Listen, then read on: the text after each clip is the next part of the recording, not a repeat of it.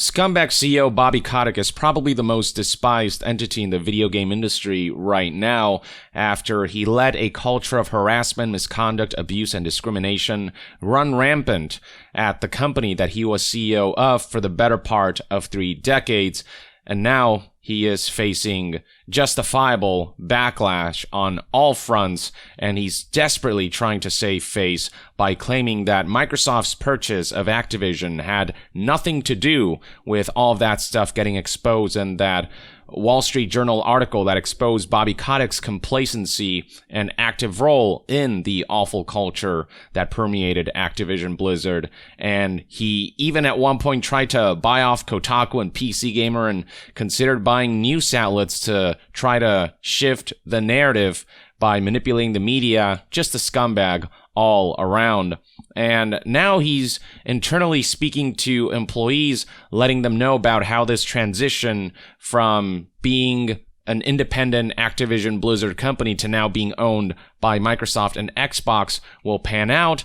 And well, it should come as no surprise that he failed to address many of the key questions that employees had. Employees are still frustrated with Bobby Kotick and cannot wait until the guy is finally out of the company, which is expected to happen once the deal goes through completely before fiscal 2023 ends, before June of 2023, essentially.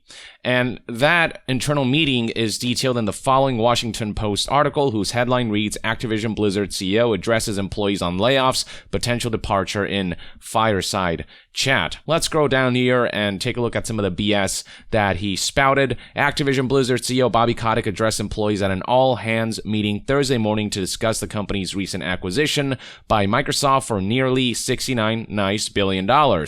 Video conference call was titled Fireside Chat, and it was noted that he plans to stay in his role as CEO until the deal closes and would do so longer if needed to ensure a smooth transition. For employees, it's already bad enough that Bobby Kotick will remain CEO for the duration of the time during which Microsoft and Activision Blizzard work out this buyout deal, but any consideration of him remaining CEO after the fact is just something that employees are not going to tolerate, and Microsoft and Xbox and Phil Spencer and entities who are key to this deal better understand that and kick this guy's ass out into the curb, given that golden parachute that's inevitable, but kick him out the second the deal goes through. He does not need to stay around any second longer after everything he's done to employees, to the integrity of just the art of making games, you name it, just being a scumbag CEO and a terrible human being all around. I mean, if this guy had any sense of introspection or felt any sort of shame whatsoever, he wouldn't be bringing up any sort of possibility that he's going to stay within the company, in a company that has near universally rejected him. But the fact that he's still kind of polling desperately to be like, oh, I'm going to be around. Like, nobody wants you, dude. Enough. Show some frickin' self-awareness and get the hell out. Now, a couple things to note about this meeting to really give you some perspective as to how much Bobby Kotick actually cares about communicating with employees. The video call did not include a live chat and did not show other participants. Employees, I believe, were expected to submit their questions via email or something. There wasn't actually a back and forth between the CEO and the employees. And not to mention that this meeting, which was pegged to last for roughly half an hour, actually ended up lasting 16 minutes.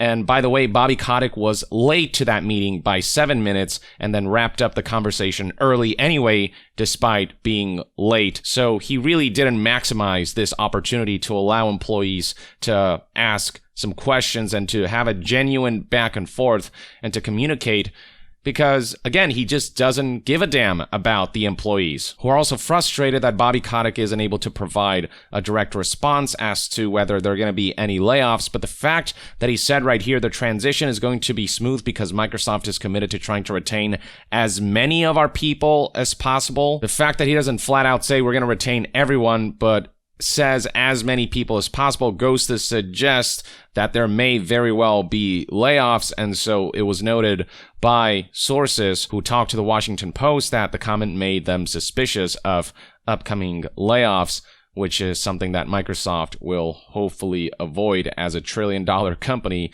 that can absolutely spare to keep everyone on board and keep them busy. Beyond all that, Bobby Kotick continues to pretend like there isn't this giant elephant in the room, the culture of abuse, harassment, discrimination, and misconduct that Bobby Kotick himself knew about but did nothing about, and at some point participated in actively as an abuser. He never brought that up or cited that as anything to do with this transition and everything that's been happening with this company over the past few months, instead saying that the deal came about because Microsoft deeply admired Activision Blizzard and wanted to get in on investing in the metaverse. He mused on the idea of the company helping to create another Guitar Hero. We all know now that this is completely false. It was reported by Bloomberg, and this is an article that I already covered, that the reason Phil Spencer approached Bobby Kotick was because he saw that Activision Blizzard was in a state of crisis and knew of the dire situation that Activision Blizzard was in as a result, especially of that Wall Street Journal article exposing Bobby Kotick's role in allowing the awful culture to fester, and him himself being an active participant in that culture. And so Phil Spencer approached Bobby Kotick and made an offer that was just too good to refuse during a time when Activision Blizzard's reputation was going down the shithole, and there was nothing that could be done to salvage that, with employees' fur to protest and strike being stronger than ever. I think even Bobby Kotick knew that this was probably the best way out, and he'll get a nice little extra cash infusion to boot, a little extra financial payout. But, you know, if it means getting rid of the parasite and seeing Activision Blizzard actually start making progress now that the biggest wall of them all, Bobby Kotick, is broken down, you know, then it may very well be worth it, as much as the situation sucks. But yeah, don't let Bobby Kotick fool you. This whole deal, Microsoft buying Activision Blizzard, was strictly possible and was strictly inspired by everything going on with Activision Blizzard and Bobby Kotick and the various articles and media outlets and investigations reporting on all of the skeletons hiding in that giant closet. And then look how Bobby Kotick talks about his company, never addressing the workers, just talking about how important the company is to him. This is a company that I've now been here for 31 years, and there is nothing more important to me other than my children than this company. I can tell you that my commitment to the company is to remain in my role. Once the deal closes, what I've committed to Microsoft is I will stay as long as is necessary to ensure that we have a great integration and a great transition. You can feel the desperation of him not wanting to let go of this company, but if reports are accurate, it looks like he's going to have no choice. Microsoft and Xbox cannot afford to keep Bobby Kotick around in any way, shape, or form if they intend to spin good optics on this whole deal. It's contingent that Bobby Kotick exits for this deal to be received with some modicum of positivity, given that there are drawbacks to this deal as well, though if Bobby Kotick is gone and if Phil Spencer's promises and plans with Activision Blizzard IPs pan out, then more of a net positive than negative. But yeah, things are still up in the air, that's the thing. Look how he never once mentions the value of the employees, the people who actually make the company work, the gears that make the machine function. Zero acknowledgement or gratitude towards them. It's all about the machine itself, and the gears are just tools to keep his company running. Employees are just disposable tools, and he's all about the corporation, not the people, not the human beings who make the company and the corporation and the products that they output possible. Suffice to say that employees' general sentiment is that this was a really crappy meeting, that Bobby Kotick continues to be a crappy leader who is unwilling to communicate with employees because he clearly doesn't see value in employees. He just sees them as cattle to be milked, as tools to be used and then disposed of.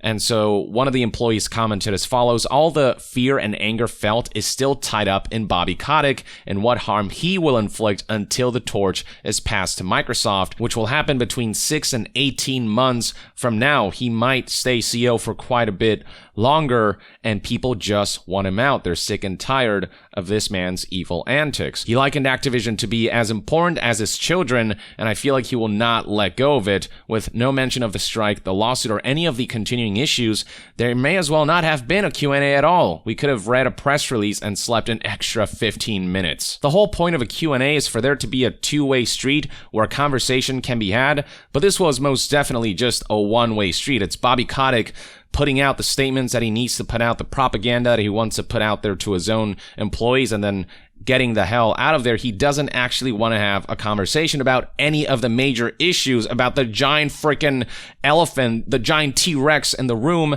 everything surrounding the strike happening, the lawsuit, the continuing issues, the culture, and Bobby Kotick's own participation in all of this. Just the general state of Activision Blizzard after the DFEH brought to the surface, the awful, just horrifying culture that Bobby Kotick let fester. None of that has come up. There is no honest discussion about any of that.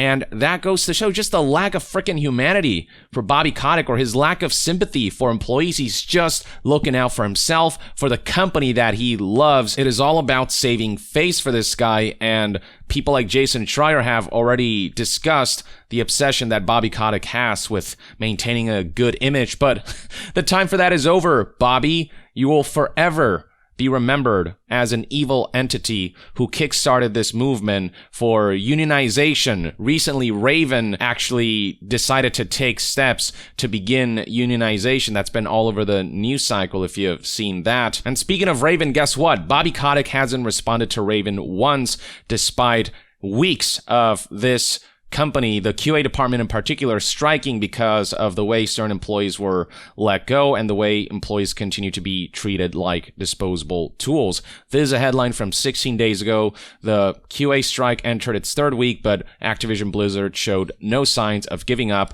Then here we have an article from GameSpot published on January 14th, where Activision Blizzard employees reported that leadership remains radio silent over requests to meet with striking workers. And on top of that, Bobby Kotick continued to engage in opaque tactics of communication, like how he's still trying to hide the scale of Activision's problems. The Wall Street Journal reports the awful CEO has prevented the number of firings from being revealed. Because so many people were fired due to the misconduct, he doesn't want those numbers to get out there and create the perception that the problem was as bad as it was. He wants to downplay the issue, and that's been his tactic for the entirety of this whole situation. Downplay, save face, and talk up the company, the corporation, and ignore the people, pretend they don't exist.